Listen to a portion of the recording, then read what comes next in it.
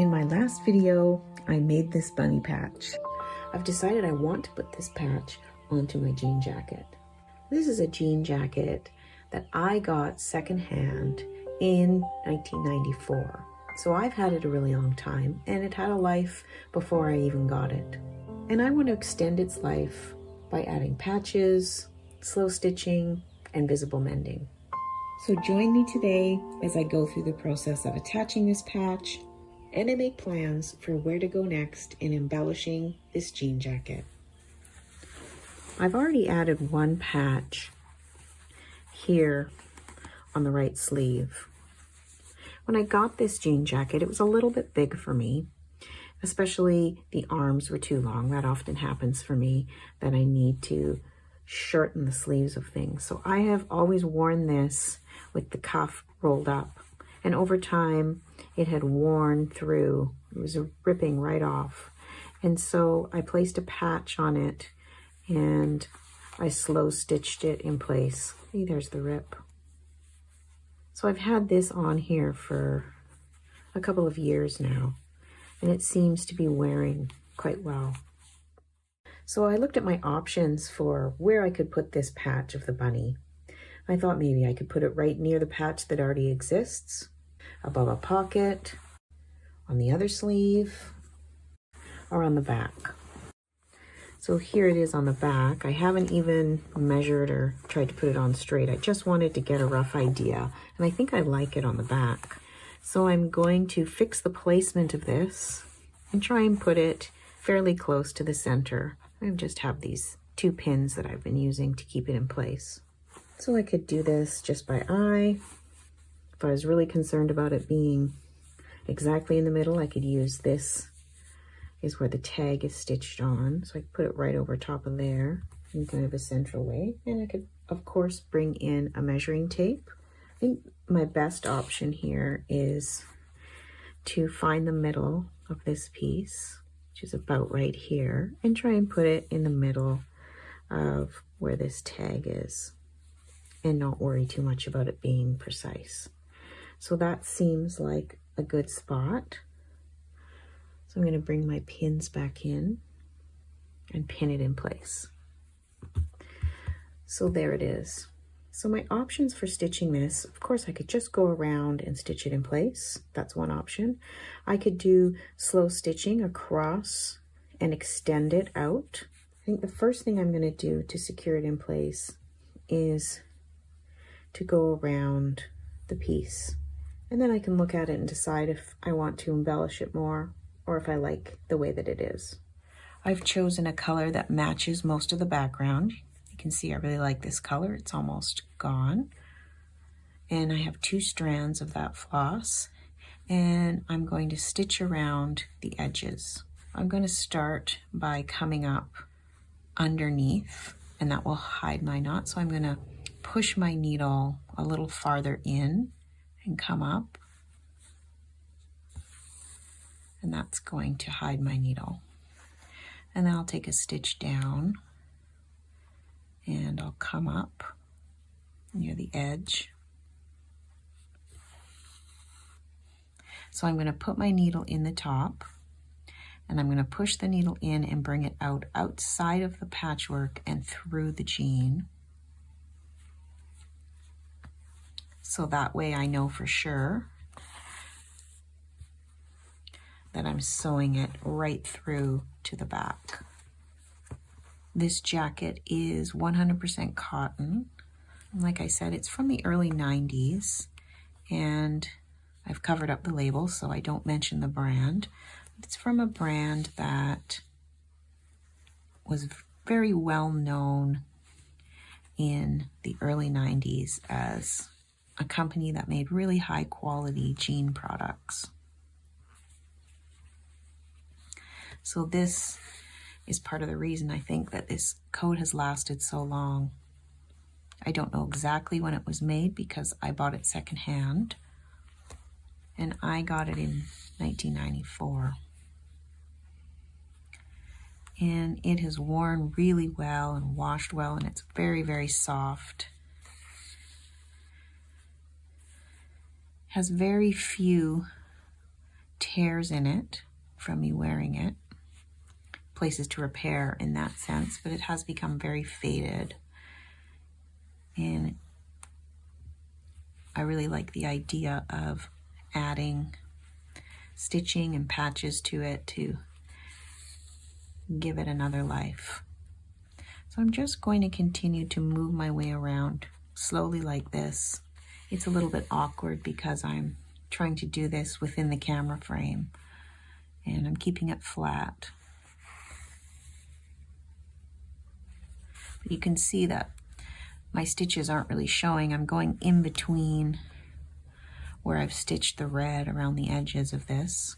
And if you want to see how I made this, I'm going to link to the video where I make this patchwork and stitch the bunny on with one of my mini templates. It was a fun project, and I did quite a bit of stitching here in the background, but I didn't do slow stitching lines, and I didn't do maybe as much stitching as I do in my other pieces because I had in mind that this would be a patch. So I'm going to keep going here, and I'll meet you back at the other end when I've worked my way all the way back to where I started. So I'm coming around to where I started. Just have a couple more stitches to do. Okay, now I've made it all the way around. I've kind of pulled and stretched this. It's not completely straight. It actually wasn't completely symmetrical to begin with. So first I'm going to just knot off. I'm going to come up into the piece. I'm going to take a stitch, and then I'm going to do something similar to a French knot. I'm going to go in,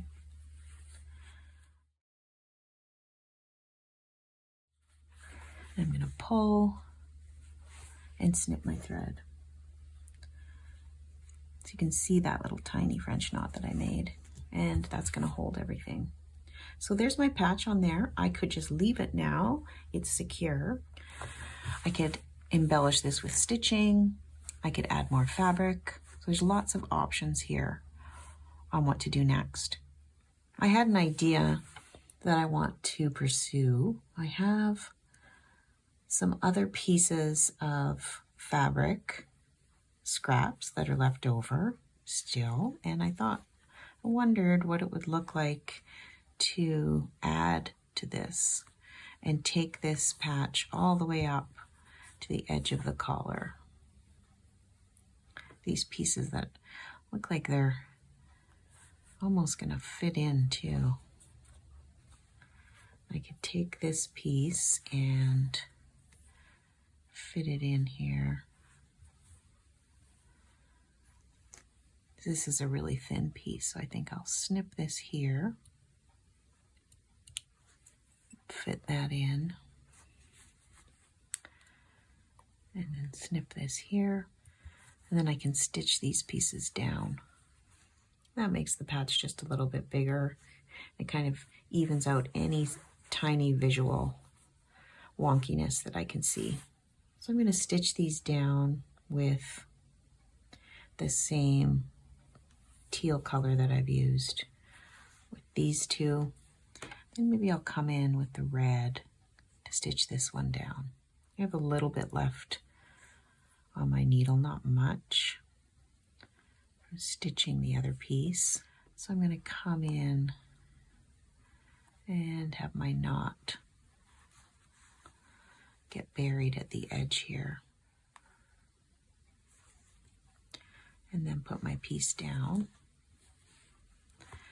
and stitch around it. I'm not going to do anything fancy here. I'm just going to do the same thing I did, attaching all the edges. And I'm just going to stitch into my patch and then through the jean and back through this piece of fabric. So I've rethreaded, and I'm just continuing around this piece.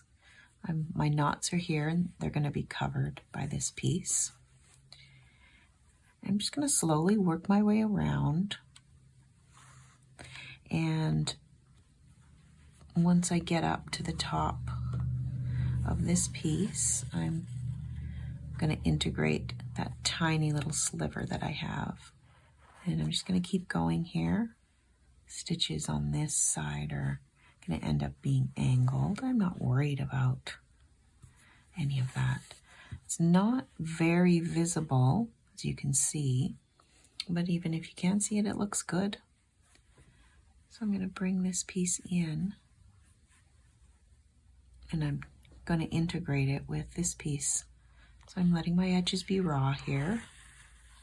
I don't want to stitch into this seam. It's quite thick where the collar meets this.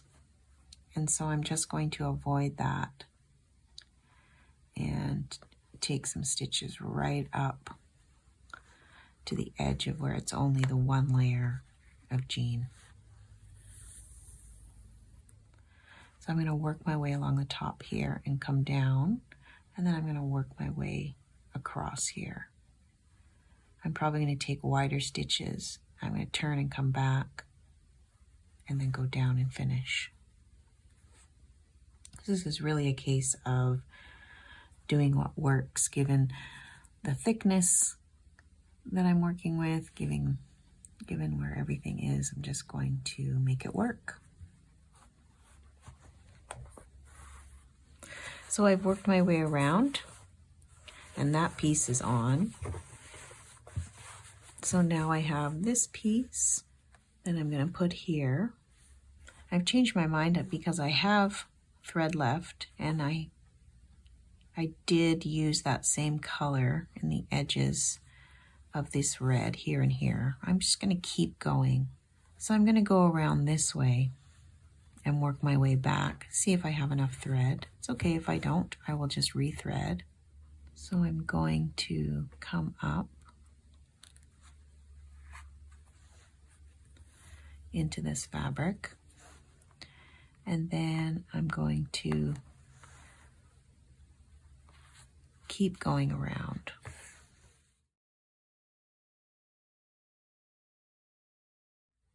When I get to a corner, I just take a stitch on each corner. So I've taken one on this side. So now I'm just going to take one on this side. And now I'm just going to keep going.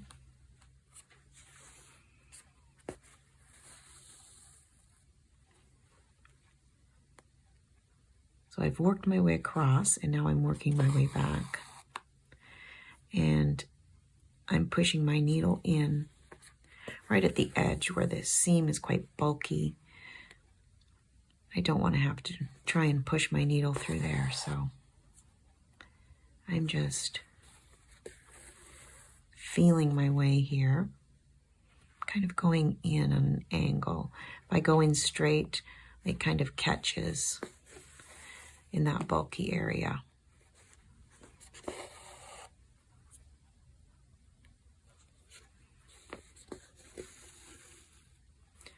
This area right up at the edge of the collar, there's not going to be a lot of fraying or friction here. It's a fairly hidden place that's not going to get a lot of wear and tear. So there I've worked my way across, and because I'm on the inside, I'm going to be able to just make my knot here.